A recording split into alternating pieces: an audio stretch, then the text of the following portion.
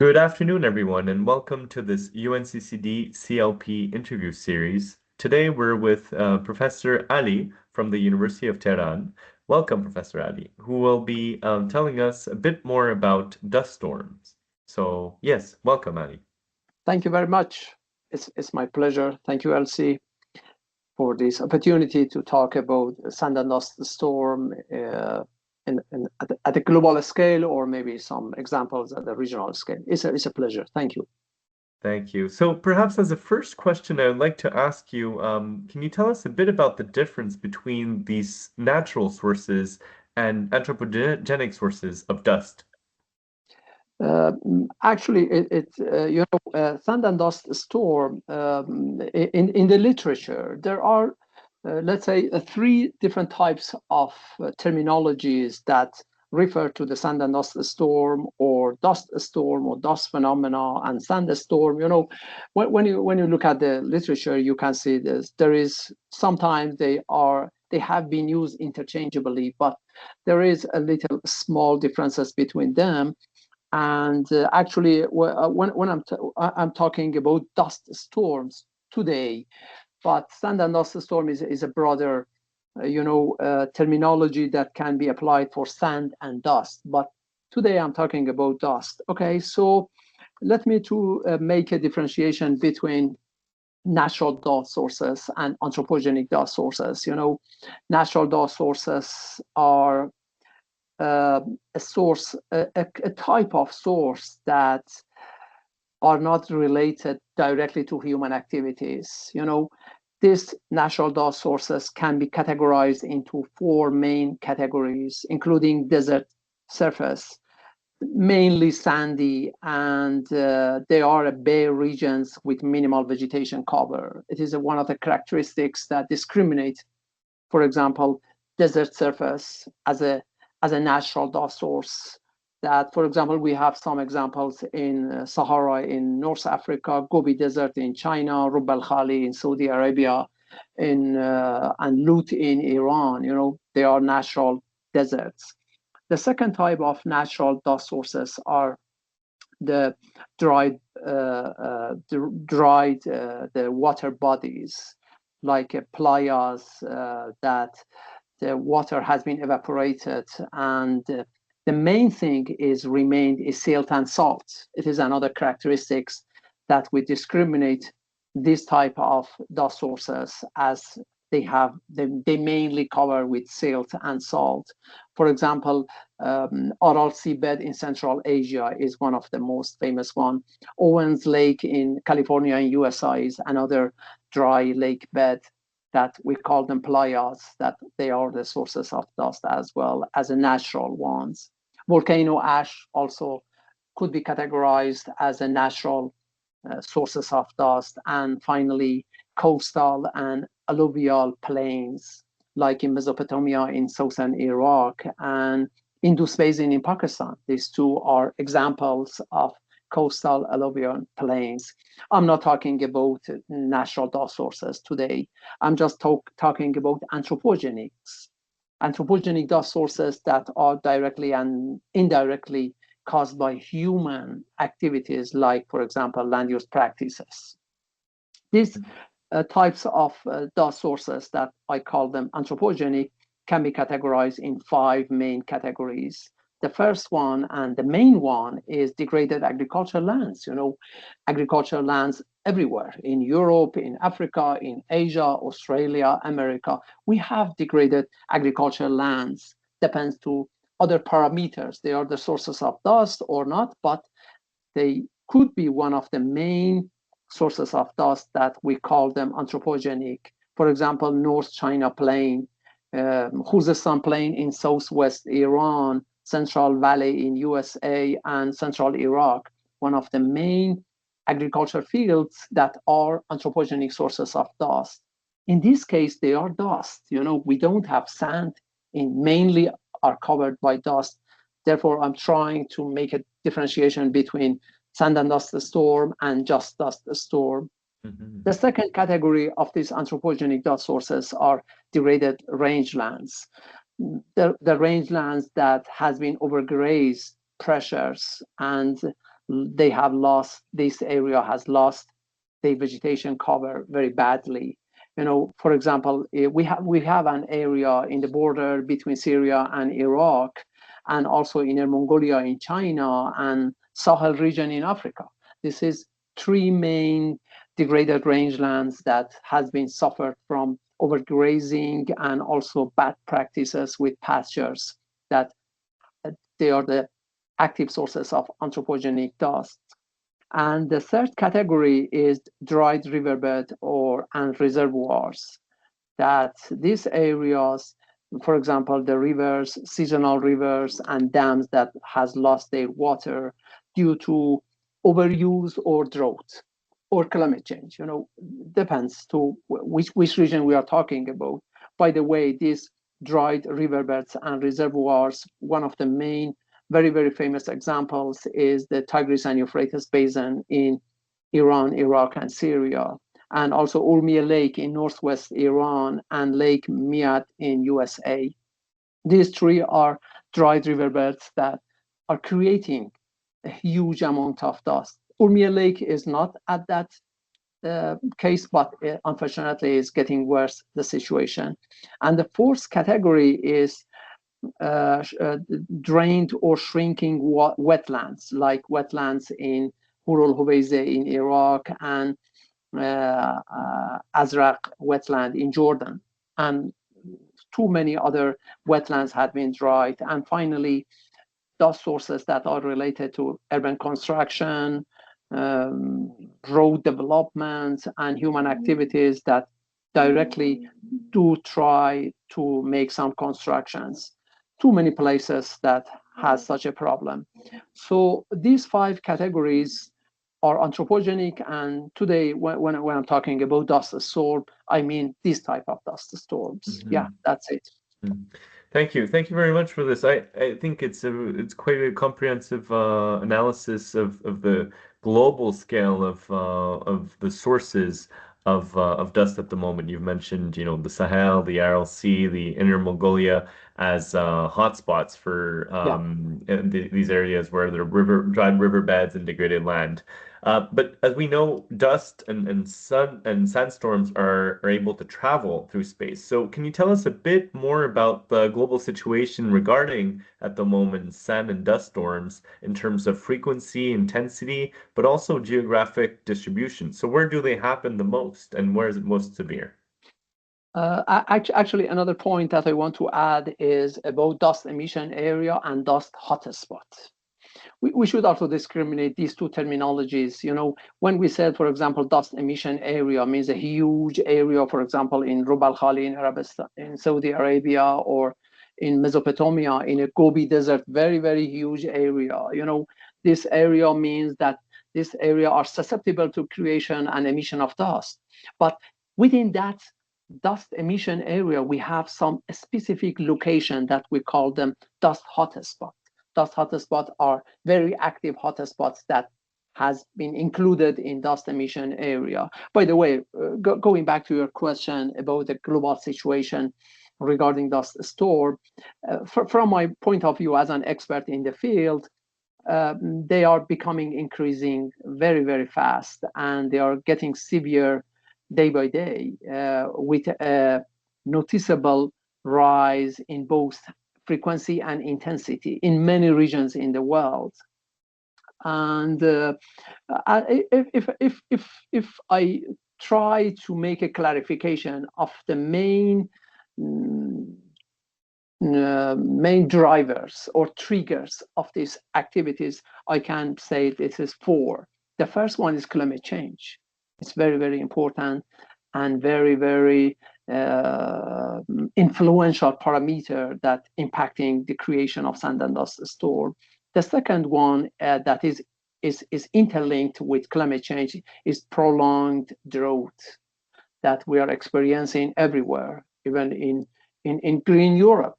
We are experiencing in England. We are experiencing a prolonged drought globally. And the third important parameter that influencing dust emission is land degradation, that is related to bad farming related to bad practices, mismanagement of water and soil resources, etc. And finally, on unsustainable land and water use and the pressure of overpopulation. These four main drivers are the main drivers of the sand and dust storm globally. And as you said, the intensity and frequency is getting higher and higher. And this means the hazard level of sand and dust storm is increasing. For example, in West Africa, we have a depression is named Budele Depression in Chad, remains one of the most active dust sources in the world. It is natural, but the frequency and intensity has been influenced by drought and climate change. The type of source is natural, but the human activities has accelerated the emission of dust in this region. So this small area sent a huge amount of dust even to Amazon basin in South America. And other examples that I can give you about to make a little bit clear big picture of the world situation regarding the sand and dust storm, or mainly dust storm, is in the Middle East. The situation is especially very, very urgent, very, very dangerous situation. We have, for example, about 60 days dusty in Iraq, Kuwait, and other Persian Gulf countries. That is very, very dramatic increase in dust events that is related to declining water level in wetlands, desertification, mismanagement of agriculture practices, that they didn't try to adapt to climate change. They do practice agriculture in a traditional way, not climate adapted agriculture that is very, very needed for our region. So one of the things that you mentioned that I would like to pick further on is you mentioned that drought is one of the drivers really Yeah. of dust storms at the moment. Can you tell us a bit about the feedback loop that links drought and dust generation? Actually, when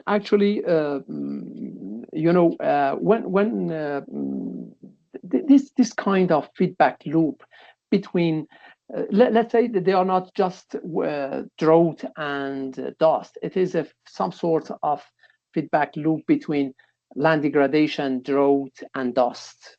Land degradation play a great role. When drought persists, land surface becomes dry and loose vegetation dies, and bare soil are exposed to wind erosion, and it is dust storm. It is some sort of this create conditions for dust particle to be lifted and transport over long distances. For example, in Tigris and Euphrates basin in the Middle East, combination of intense drought, declining river flows, and unsustainable land use has significantly increased the frequency and intensity of dust storm. In another perspective, the dangerous feedback loop between drought and dust, drought intensified dust storms. When it became more frequent, this dust event in turn can reduce rainfall by interfering with cloud microphysics, and alter the atmospheric dynamics. It is very, very dangerous. That is happening in the Middle East nowadays, which further reinforces drought. At the same time, you have some sort of, let's say, the particles in the atmosphere. Particles in the atmosphere, they interfere with the cloud microphysics, and it alter the atmospheric dynamics, and it intensify and harshen drought in the region. And also, in another perspective, dust can degrade soil quality and reduces agricultural productivity. It is another very, very bad loop between these two, drought and dust, that land degradation plays a very, very important role. There is a huge amount of areas that suffering from this phenomena. in Middle East, especially in Syria and Iraq, and also in Inner Mongolia in China. Understanding this, it is very, very important point that we know and we understand that this drought and dust and land degradation feedback is very, very important to be known, because it will affect a strategy that we want to make to do something to mitigate. If we know this feedback loop between these two, our planning would be more sophisticated. Yeah. Thanks. I hope that all the policymakers that are hearing us today, that they don't see combating sand and dust storms and drought as separate socio-ecological problems, but really, as you have shared, two sides of the same coin, and that sustainable land management practices are really the way of combating both. You mentioned on the impacts of dust storms here on agriculture. Can you tell us a bit more about the impacts of dust storms on other sectors and spheres, so air quality, water resources, or even in terms of health? We saw that, for example, dust storms also maybe increases the likelihood of having meningitis outbreaks. So can you tell us a bit more about these perhaps unforeseen impacts of dust storms? Actually, before going to the impacts, I want to just very shortly explain one of our experiments that we assessed the role of drought in dust storm in the Middle East, and we made some sort of calculations that almost 60% of dust activities are related to meteorological drought, and also about 25% of dust are related to agricultural lands, and about just 10% are related to hydrological droughts. So it is evident that we have recorded some statistics that meteorological drought has a role about 60% of dust emission in the Tigris and Euphrates as a representative in the Middle East, and 25% is related to agriculture, and 10% related to hydrological droughts. So it is not just meteorological drought. We have challenges with all types of drought. Okay, if you have such a picture about drought, I'm going to talk a little bit about the impacts. Dust storms has a wide range impacts that go far beyond the emission sources. It is not just about the emission sources. They can reach, for example, from Inner Mongolia, go to Canada, or from Baudelaire in Chad, go to Amazon, come from, for example, Syria, reach to Tehran. So if we consider in that way, they pose serious threats to agriculture, air quality, health, water resources, transportation, too many things. Let me give you some examples about the agriculture and impacts of sand and dust storm in agriculture. The first thing that dust storm is doing is strip away the topsoil. The most important thing for food security and food production and agricultural activities is the topsoil. And by this way, dust storm strip away the topsoil, leaving behind a barren landscape, which is less rich in nutrients, and also it has very, very less essential minerals for crop growth. So it is very, very important to be considered dust storm as one of the main threatening phenomena about that threaten food security in the globe. The second thing is, for example, in the Middle East and Syria, frequent dust storm reduces crop yields in Syria and Iraq, and also increase soil degradation. And it is some sort of, a loop, a very, very bad loop. At the same time, we have drought. It caused dust. Dust reduce fertile soil in the surface soil, and it's remain bare lands, degraded lands, and continues. It is the first thing that must be very, very carefully considered for agriculture fields. and we do need to do something. Like, for example, I don't know, too many things, greening, adaptation, mitigation, too many policies are needed to do something for agriculture sector. Another thing is about the air quality. And air qualities due to particles, for example, came from Iraq, impacting Tehran. During last 2 months, we have huge dust storms in Tehran, with about 20 million people living in a city. For 2 hours, when it impacts 20 million people, it has a very, very bad consequences. For example, also in another regions, for example, Niamey in Niger, or Khartoum in Sudan, in North Africa, and too many things are impacted. But another thing that I want to mention is about dust storm affect water resources. But when dust deposition into the rivers, reservoirs, and irrigation channels reduces water quality even for drinking and for agriculture as well. For example, in the Persian Gulf, for airborne dust can settle into the desalination facilities that has been implemented in the countries in the region. At the same time, is impacting the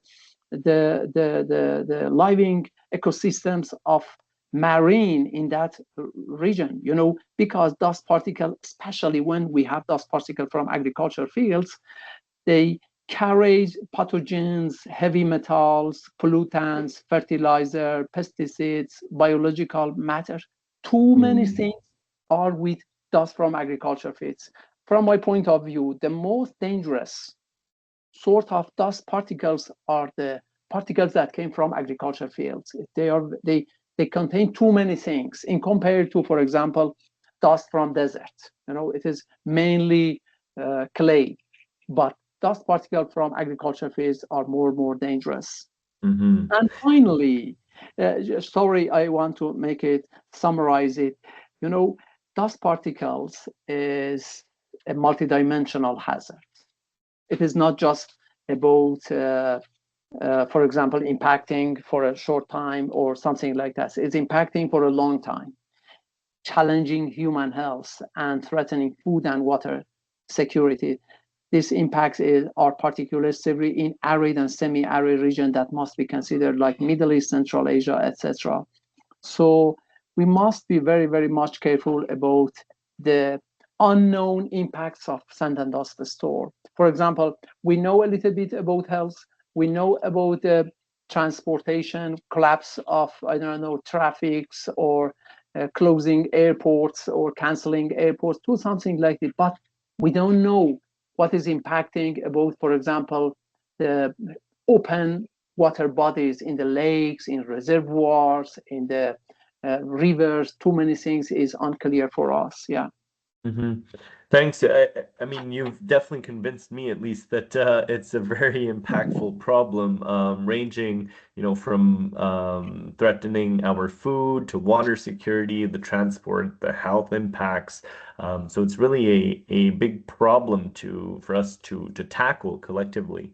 So speaking of tackling the issue, what would you think are some of the mitigation strategies that are currently in place or can be in place in order for us to reduce the frequency and severity of those dust storms? I think you briefly mentioned things around greening, landscape management, and restoration, but what are some of those concrete strategies that we can implement to reverse this trend and process? Okay, actually, one of the most promising and impactful strategies for mitigation dust storm is it is the main policy of UNCCD as well: sustainable land and water management, particularly in agriculture and dry land ecosystems. It's very, very important. I'm emphasizing agriculture, because the particles in agriculture, they are very, very dangerous than, for example, particles from volcano ash or the natural sources in desert area. This approach aims to address the root causes, because when I'm saying about sustainable land and water management, we are trying to address the root causes of dust emission, such as land degradation, vegetation loss, and poor soil management that must be addressed as a mitigation strategies. I have been the consultant of UNCCD, FAO, UNEP, and other organizations of UN bodies. Both UNCCD and FAO have been leading efforts to promote this kind of, integrated approaches. We cannot just focus in one approach. We need to think in an integrated approaches. For example, UNCCD just published about 2022 global STS compendium. These are very, very important things to develop national action plans and also help countries to identify their sources, monitor trends, implement sustainable solutions. Also, FAO has worked in integrate dust resilience into agriculture sector. For example, in Iran, we have developed a contingency plan process to combating sand and dust storm in agriculture sector. All of this has been done, but at the practical, what we have done, what's going on in the globe. Based on my knowledge, I want to emphasize in two places that has done something. The first one is going back to the United States in 1930, a phenomenon called dust bowl. The first anthropogenic dust that has been created by humankind was dust bowl. The American people in that time in 1920, they converted rangelands into the agriculture fields, but after a drought, they had to leave the lands. But what remained? Dust bowl. A huge amount of dust in 1930. They call it 30 dirty. Yeah. In that area, what they have done, they established a natural resource conservation service that's working nowadays. NRCS program help some dust sources in Texas, in New Mexico, Arizona, and also they help the farmers to, for example, to develop no-till farming, wind erosion barriers. Too many other policies has been implemented, and they could control. There is no agreement percent. Some scientists say they, for example, control 50%. Some others say 60, some other 40, but they were successful as one of the main activities of humankind that has created dust source by themselves, and after getting the dust storm, they try to control it. It is first experiment. The second experiment that was successful from my point of view is in China. In China, the government has implemented a 3 North Shelter forest program called Great Green Wall. It is very famous, and they try to develop a massive afforestation initiative across Gobi Desert. And the rate of dust emissions is getting down. It is very, very clear for me as a scientist that they were successful in this case. But the percent, I do not know, need another investigations, because we have some evidence of the cities like Beijing that has been impacted too many times by dust, but after implementing this Great Green Wall project, the level of dust is getting down. So based on your, going back to your question about mitigation strategy, I think these two examples are good mitigation strategies that, the most effective mitigation strategies are those that are proactive, very, very important, and also multi-sectoral, and also locally adopted. These three characteristics must have a program to be, to be successful.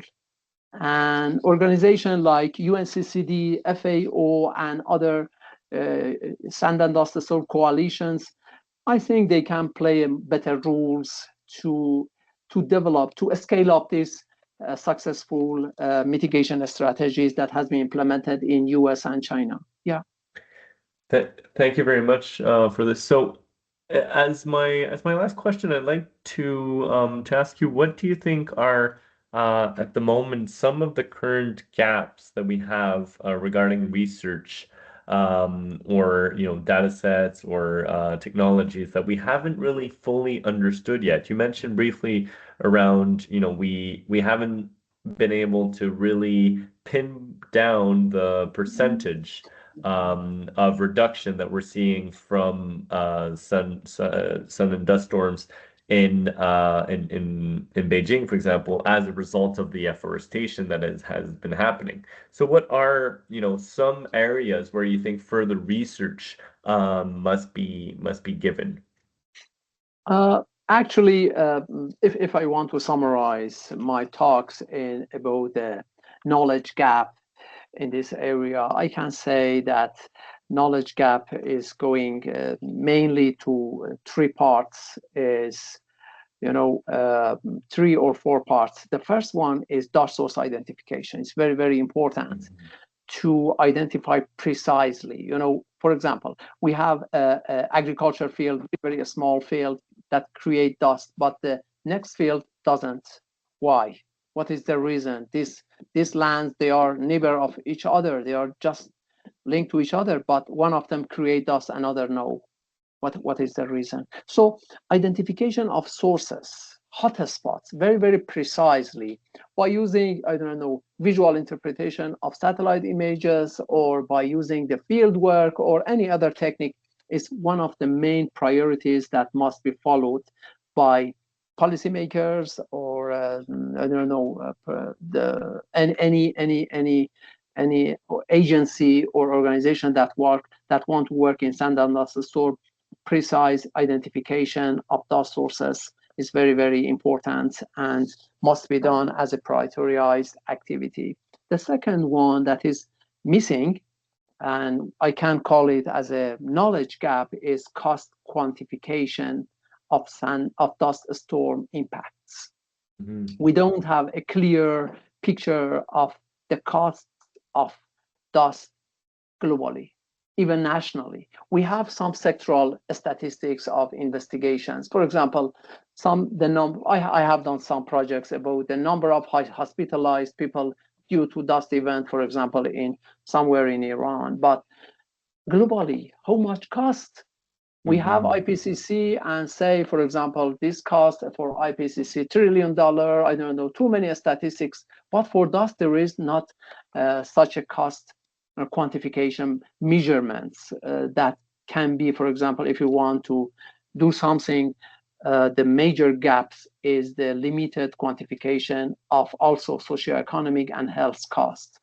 Health costs, agriculture, water resources, infrastructure, and economy. These four main areas must be calculated. And another, from my point of view, another knowledge gap is about data gap and integration.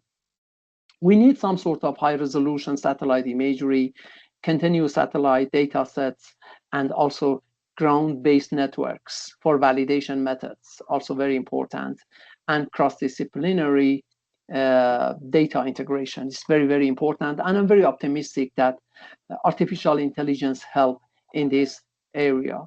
And from my point of view, if I want to make a conclusion, artificial intelligence in combination with ground-based data and using the knowledge of some sort of cross-disciplinary data integration will increase our knowledge about the sources. That is the first step of developing dust disaster risk reduction plans. Yeah, that's it. Thank you. Thank you so very much for sharing your insights today with us. I think now we're much better equipped to understand the differences between the different sources of dust, but also the frequency, global distribution, and the relationship between drought and dust, their potential impacts and actual impacts across societies. What can we do about it in order to mitigate? And also the key gaps that we currently still have in our knowledge. With this, I'd like to thank you very much and Thank you. wishing you a good day. Thank you very much. Have a nice day. Bye-bye.